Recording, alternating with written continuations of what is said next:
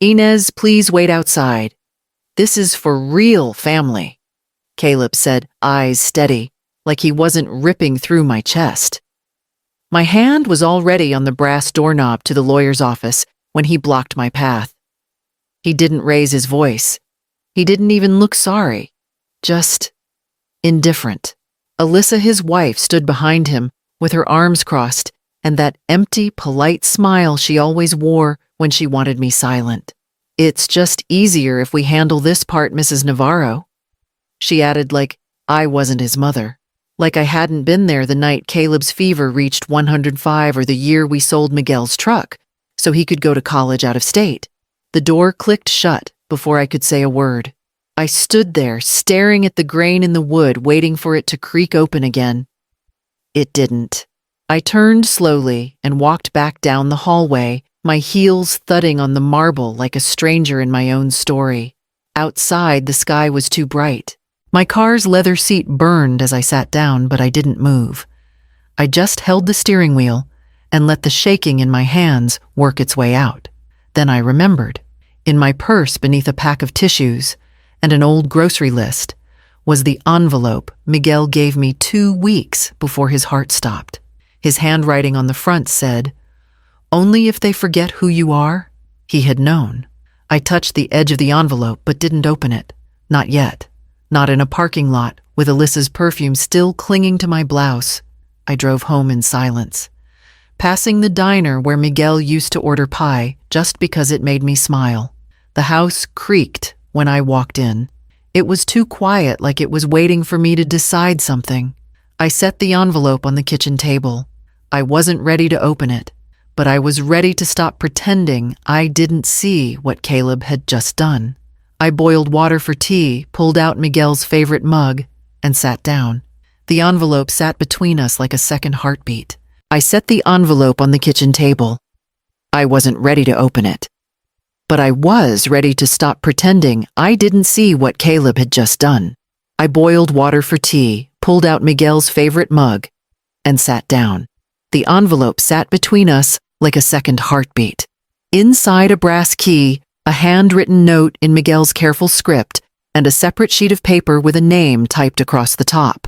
Walter L. Connors, attorney at law. The note read, "If they make you doubt who you are, open the drawer." I didn't need to ask which drawer. Miguel's desk had been his world, organized, guarded, quietly sacred. I walked across the living room, knees stiff, and knelt beside the bottom drawer. It stuck like always. But when it gave way, I found what he'd meant, a thick bank folder held together with a black clip and a small flash drive taped underneath the wooden lip. The label on the drive said only one word, Caleb. I carried it to the old laptop in the guest room. Miguel's the one he used for crossword puzzles and writing birthday letters. It took a minute to start. Then with a click, the screen lit up. Miguel's face appeared older, thinner than I remembered, but his eyes were bright. "If you're watching this," he began, "then you've seen what they're capable of." I gripped the desk edge. He looked straight into the camera. "They're already moving things, transferring accounts, positioning you like you're fragile. But I've seen you, Inez. You're not fading. They just want you gone." His voice cracked, but he didn't stop. "I left you everything. The files, the truth, the will. You'll need it all, and you'll need courage too." The screen faded to black. I sat back in the chair, hands still resting on the laptop, and looked out the window toward the garden. The daffodils were blooming. It was time. The screen had gone black, but Miguel's voice stayed in the room. I poured the rest of the tea down the sink. My hands weren't trembling anymore. That afternoon, just as I was sweeping the front porch, a knock startled me. 2 young professionals, early 30s, clipboard in one hand, tablet in the other, stood smiling too brightly. The woman spoke first. "Hi there. We're here for the viewing." I blinked. "The what?" "The house tour," she said cheerfully. "Your son scheduled it for this afternoon. We confirmed with him directly. He said it was fine to come early. Before I could respond, they were already stepping inside, looking around like they'd already bought the place.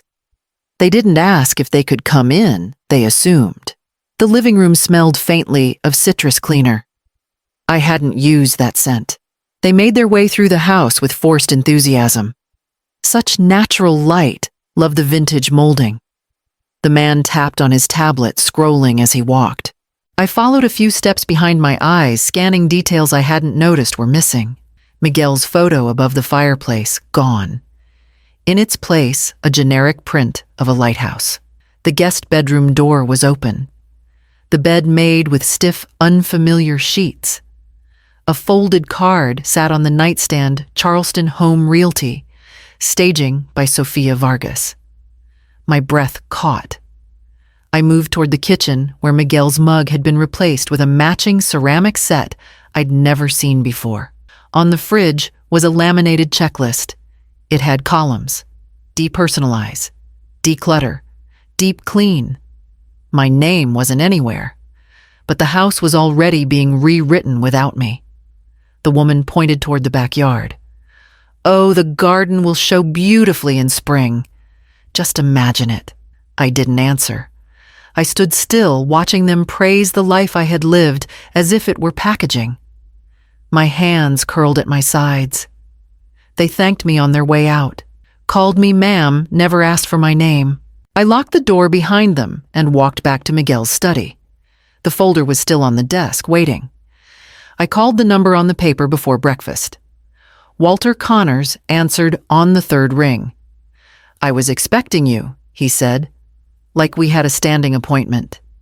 His office sat in an old red brick building near the courthouse, quiet, unassuming, and thick with the smell of old paper and varnish.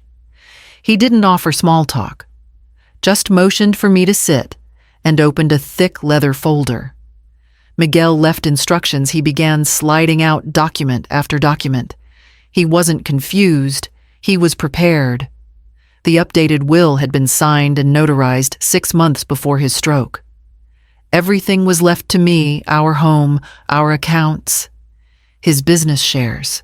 Caleb was listed only once in a conditional clause that restricted access to a care fund. He would only receive it if he provided consistent and verifiable support for my well-being. "He protected you," Walter said plainly. He laid down a second file: bank statements, credit reports. There, in red highlight, withdrawals from an account I hadn't touched, a credit card I'd never opened, transactions made in stores I hadn't visited in years. Then came the photos. Caleb and Alyssa standing in front of a memory care facility, smiling. Touring rooms. One had future resident scribbled on a folder in Alyssa's hand. I pressed my palm flat against the desk, steadying my breath. "There's enough here for a civil case," Walter added. "And if we dig further, potentially fraud." My eyes drifted to the window behind him. Sunlight touched the edge of a bookshelf, but it didn't warm me. All I could see were the shadows behind those smiling photos. "Do you want to pursue it?" he asked. I didn't answer right away. I reached into my bag and placed Miguel's brass key on the desk. Walter looked at it, then met my eyes. "I already started," I said. He nodded once, then slid the folder back toward me. "Let's make sure they don't get to write your story for you." I picked it up, stood slowly, and left the office without another word. That evening I baked biscuits just like Miguel liked them, then set the table for 3. Sunday arrived with a strange calm. I wore Miguel's anniversary scarf, light gray with a blue border, and brought the blue folder with me. Caleb opened the door like nothing had happened. "Hey, Mom," he said, voice upbeat. "Glad you could come." Alyssa kissed my cheek like we were still playing family. They had croissants, fruit salad, and a pitcher of orange juice already sweating on the table. The dining room looked like it had been cleaned just for this performance. "We thought it'd be nice to sit down and talk," Alyssa said, pouring me a glass. "Here," she added, sliding over a glossy brochure. "This place is lovely.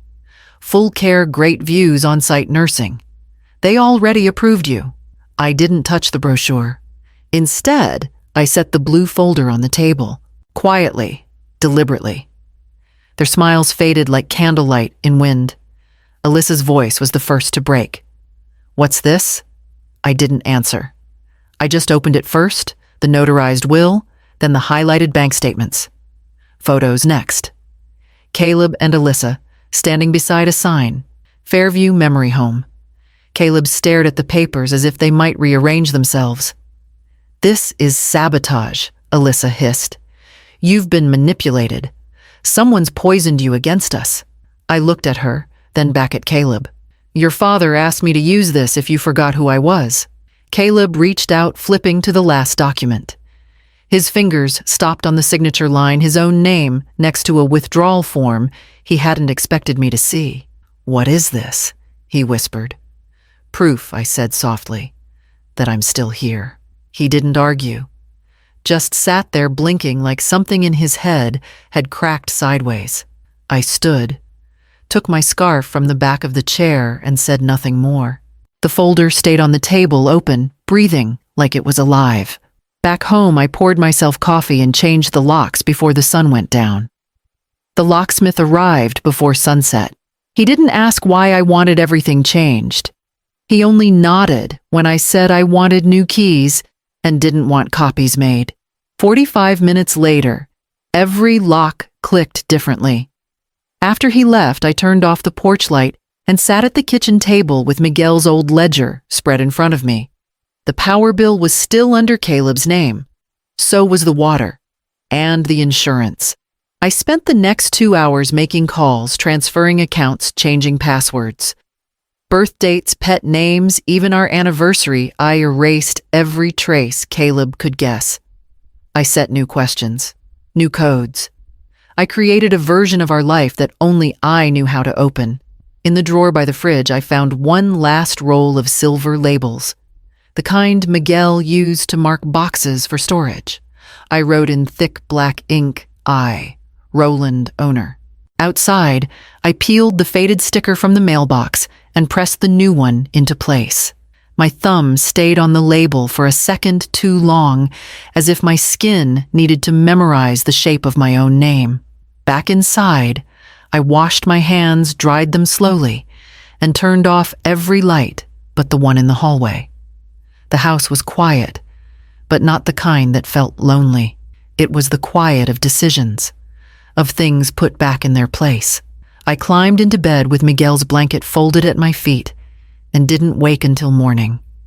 No dreams, no doorbells, just light coming in through the east window and the distant bark of a dog 2 streets over. The next day, I opened the closet and pulled out a cardboard box labeled Spring. It held papers, old clothes, a rolled-up watercolor Miguel once framed but never hung. At the very bottom, beneath tissue and time, was my own high school diploma. Still signed, still sealed, still mine. Weeks passed without noise. No more calls, no more unexpected guests. Just the rhythm of my own days, measured quiet mine. Then, on a Tuesday morning, the mail carried a thick envelope. No stamp, just my name written in careful cursive. I knew the handwriting before I even opened it. Caleb. I didn't tear it open. I sat with it at the kitchen table while the kettle warmed behind me. When I finally unfolded the single sheet inside, the words were short. "If you're willing, I'd like to talk." No explanations, no apologies, just the ask. I folded the letter again, pressed the crease firm, and slipped it between the pages of my watercolor notebook. That was where I kept the things I wasn't ready to decide about. It stayed there.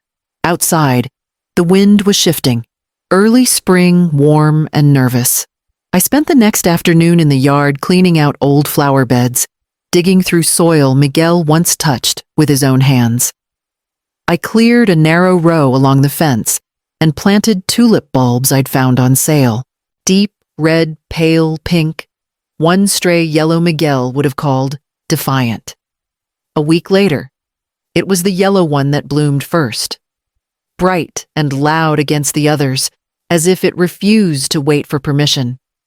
I stood there a while, hand on the post Miguel had built, thinking of his laugh the way he always noticed the stubborn ones. The letter stayed unread again for another week. Not because I forgot it, but because I hadn't yet decided what kind of silence I owed myself. I swept the floors, aired the guest room, donated half the china. I didn't do it for anyone's visit. I did it because it was time. Then one morning, I opened the notebook and read the letter again. Slowly this time. I folded it once more, not to hide it, but to keep it, not as a wound, as a marker. That afternoon, I took out a clean sheet of paper and began to write back. The phone rang late in the afternoon while I was folding kitchen towels.